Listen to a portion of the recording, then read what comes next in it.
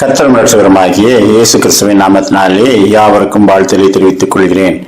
1945 ஆண்டு 2ஆம் உலகப் போர் நடந்து கொண்டிருந்த போது பிலிப்பைன் தேசத்திலே ஜப்பானியர்களை எதிர்த்து போரிட்டுக் கொண்டிருந்த அமெரிக்க இராணுவம் பெரும்பகுதி தோற்கடிக்கப்பட்டு விட்டது. எனவே அவர்கள் பிலிப்பைன்ஸ் தேசத்தை விட்டு தப்பி ஓடினர். அப்பொழுது 1300 பேர் அடங்கிய ஒரு அமெரிக்க இராணுவ படைப்பிரிவு ஜப்பானியர்களின் 8000 பேர் அடங்கிய இராணுவ பிரிவிடம் சிக்கிக் கொண்டார்கள். அவர்களை 70 கிலோமீட்டர் நடத்தியே அழைத்து சென்று அவர்களிலே 780 பேரை கொன்று விட்டார்கள். மீதி 513 பேரை குறைந்த உணவு வழங்கி அவர்களை கொல்வதற்கு நாள் குறித்துக் கொண்டிருந்தார்கள். அப்பொழுது ஜப்பானியர்களிடம் சிக்கிய அந்த இராணுவத்தினர் முழுவதும் நம்பிக்கை இழந்து விட்டார்கள். நமது இராணுவம் தோற்று ஓடிவிட்டது. இந்த 1300 பேர் சிக்கிக் கொண்டதை பற்றி இப்பொழுது அவர்கள் யோசிக்க முடியாது.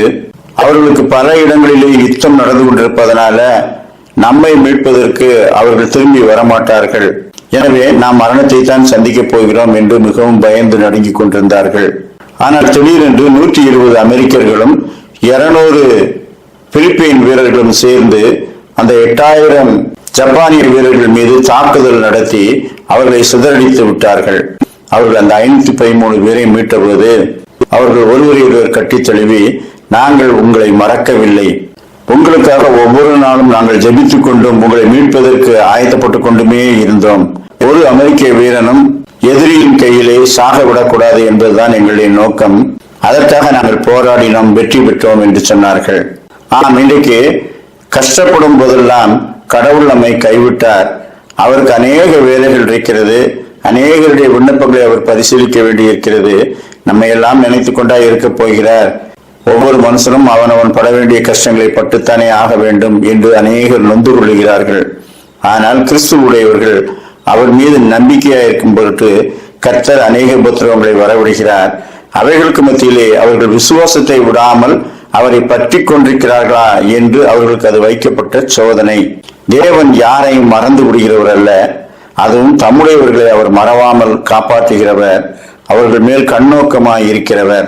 சங்கீதம் 9ஆம் அதிகாரம் 17-18 வசனங்கள்.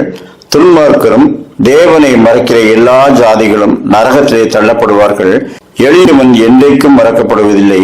சிறுமைப்பட்டவர்களுடைய நம்பிக்கை ஒருபோதும் கெட்டு போவதில்லை. ஏசாயா 49:15. ஸ்ரீயானவள் தன் கற்பத்தின் பிள்ளைக்கு இறங்காமல் தன் பாலகனை மறப்பாளோ? அவர்கள் மறந்தாலும் நான் உன்னை மறப்பதில்லை. ஆம், தேவன் தம்முடையவர்களுக்கு கொடுத்த வாக்கு தத்தம், நான் உங்களை மறப்பதில்லை. கர்த்தருடைய கண்கள் நல்லோர் மேலும் தீயோர் மேலும் நோக்கமாயிருக்கிறது. நீதிமான்களுடைய வேண்டுகோளுக்கு அவருடைய செவிகள் எப்பொழுதும் திறந்திருக்கிறது. ஏற்ற காலத்திலே அவர் எல்லா உபத்திரவங்களுக்கும் நம்மை நீங்களாக்கி விடுவிப்பார். நாம் அவருடையவர்கள் என்று அவரை விசுவாசிப்போம். கர்த்தர் தாமே அப்படிப்பட்ட நல்ல சிந்தனைகளை இந்த நாளிலும் நமக்கு தந்தருள்வாராக. ஜெபம் செய்வோம். இரக்கமுள்ள பிதாவே, நெருக்கப்படும் நேரங்களில் எல்லாம் கர்த்தர் எங்களை கைவிட்டாரோ என்று நாங்கள் சோர்ந்து போகாமல் கர்த்தர் எங்களை நினைத்திருக்கிறார், எங்கள் மேல் கண்ணோக்கமாய் இருக்கிறார். ஏற்ற காலத்திலே அவர் எங்களை உயர்த்தும்படிக்கு அவருடைய பலத்த கரத்துக்குள்ளே நாங்கள் அடங்கி இருக்க வேண்டும். அவருக்காக காத்திருக்கிற ஒருவனும் வெட்கப்படுவதில்லை என்று நீர் சொல்லியிருக்கிறீர். உண்மையில் தொடர்ந்து நம்பிக்கை உள்ளவர்களாய் வாழும்படிக்கு எங்களுக்கு நல்ல கிருபைகளை தந்தரல வேண்டும் என்று கர்த்தரும் இரட்சகருமாகிய இயேசு கிறிஸ்து மூலமாய் வேண்டிக் கொள்கிறோம் சாமி. ஆமேன்.